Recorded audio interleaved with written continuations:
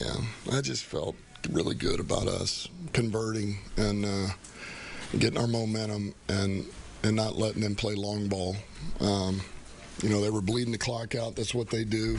And I wanted to get the upper hand back. And it's easy hindsight, and I get it. I get that, but I don't regret those decisions, and that's hard. It's hard because we didn't come through. It wasn't able to work out. But I don't, and I understand the scrutiny I'll get. That's part of the gig, man.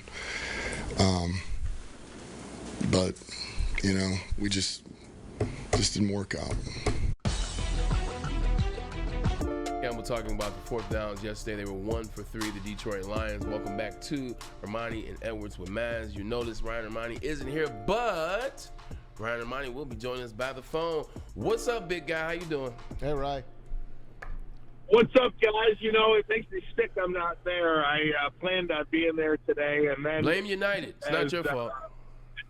I'd like to thank United Airlines for a 4.5-hour delay at Washington Dulles. Yeah, we've been up since 8:30 a.m. yesterday, and we did the game. We flew out from San Francisco. We couldn't get a direct into Detroit, so we flew from San Francisco to Washington Dulles, 5 hours, over a 5-hour flight. Supposed to have a 40-minute layover in D.C. and then a quick flight to Detroit, and then boom! As soon as we landed, how about a 4-hour delay, man? Sheesh. Are you kidding me? But hey, here we go. It's all good. I'm with you guys, and that's all that matters. Hey, Ryan. Guys, I'm sick. Hey. I'm sick to my stomach. Hey, I'm stunned. Ryan, I got nothing. Ryan, before you get into it, before we get to talking about the game, the atmosphere, the game, the fourth down calls, because that's what we just heard from Dan Campbell talking about that. That's the big concern on everybody's question. Should he or shouldn't have he? What was that energy like out there? Just talk about being out there. You were there. You were in the mix. Talk about what the game was like, at least until the end, I should say. You felt it immediately. Yeah.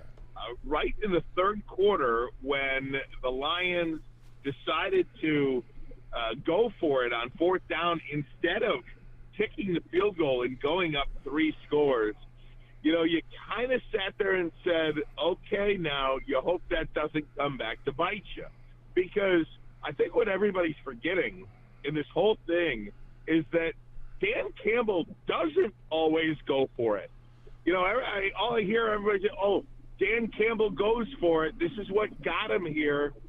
Actually, Dan Campbell doesn't always go for it. In fact, at the end of the second quarter, when it was 4th and goal at the 3, Dan Campbell, if he always went for it, like people are telling me he always goes for it, you know what he would have done?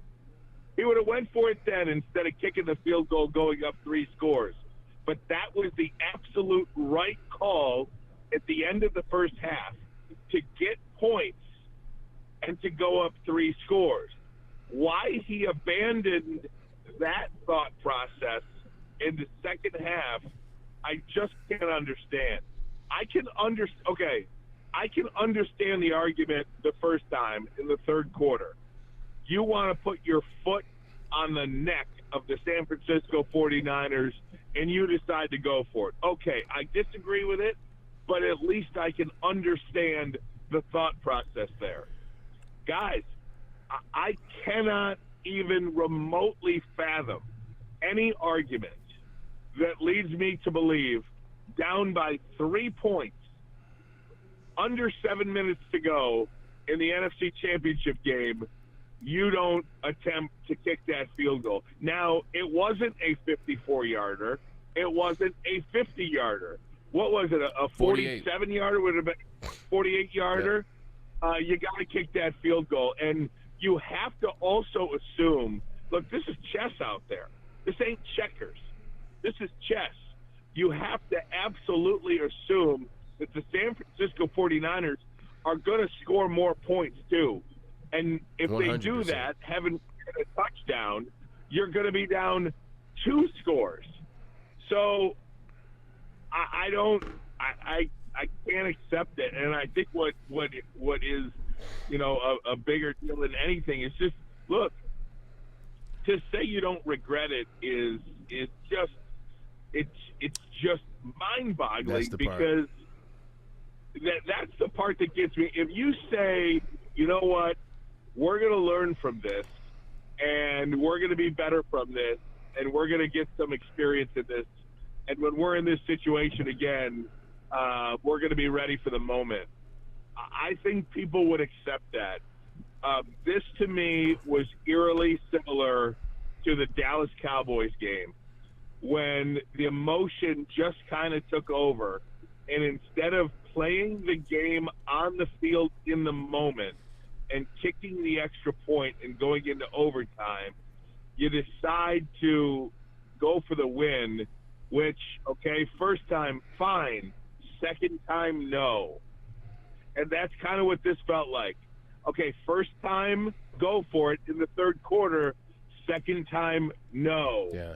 Play the game on the field, and that's what really gets to me. Okay, Ray, you done? Yeah. Okay, good. If you had a kicker, you could trust. Wait a minute. If you had a kicker, you could trust. He's kicking those kicks. Yeah, I know he kicked the 54-yarder indoors at Ford Field with the fans with him. This is against the Niners. It's on grass. Maybe the guy don't kick as good. You know it. I know it. Everyone knows it. He don't trust the kicker. And that's their fault for not having the kicker that they can trust.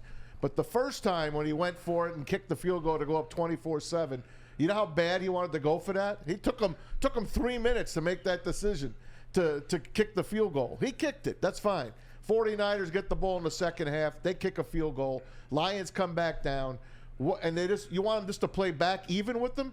Give him just take the 3 back? He believed in the play that Ben Johnson, you're not going to have Ben Johnson anymore. He believed in the plays Ben Johnson was going to call. And the players he had on the field, he believed in those guys to be able to make the play.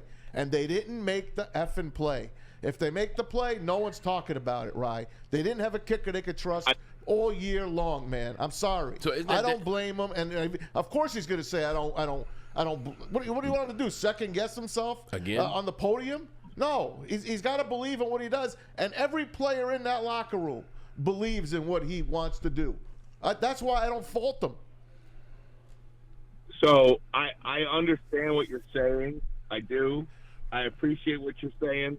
But Kyle Shanahan had a kicker that missed 3 of his last 4 field goal opportunities, and down 17 points in the NFC Championship game, having a kicker that was a total liability out there, down 17, what did he do?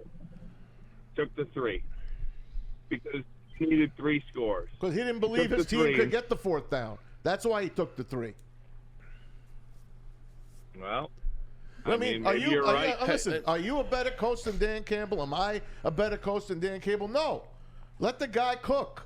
Let Brad Holmes cook in the front office, and let this guy do what he does. Agree. He'll get us back there. Agree. Hold on, right? Agree, Maz. But at the same time, the 49ers are not the Tampa Bay Buccaneers. Don't matter, Brad. Maz, hear me out. Look, I know you're pissed, but let's do the show. Come on, let me get them back and forth.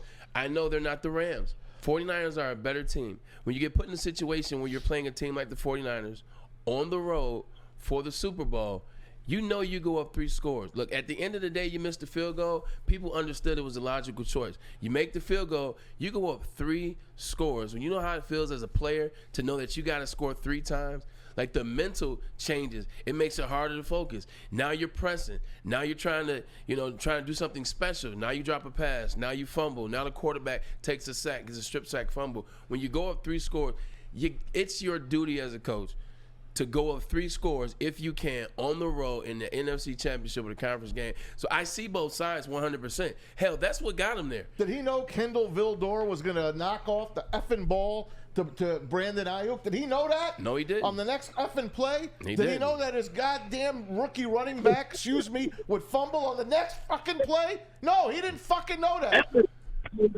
Hey, we apologize for the language. Family show. But Maz, so despite all of that, despite 2 drops from Josh Reynolds. That's either one of them, and the Lions are on the Super Bowl. Despite a fumble by Gibbs, despite Cam Sutton out there getting just cooked, torched, he dropped an interception out there, sure interception. Vildor dropped an interception through his hands. J-Mo dropped a touchdown pass through his hands. Yeah. Despite all of those things, the Lions were down by 3 points with under 7 minutes to go. And that's when your head coach can bail you out.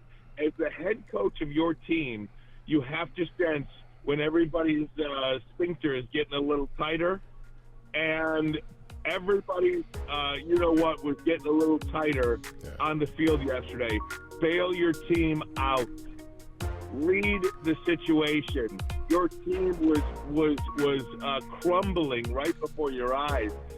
Like take the momentum back. Settle everybody down.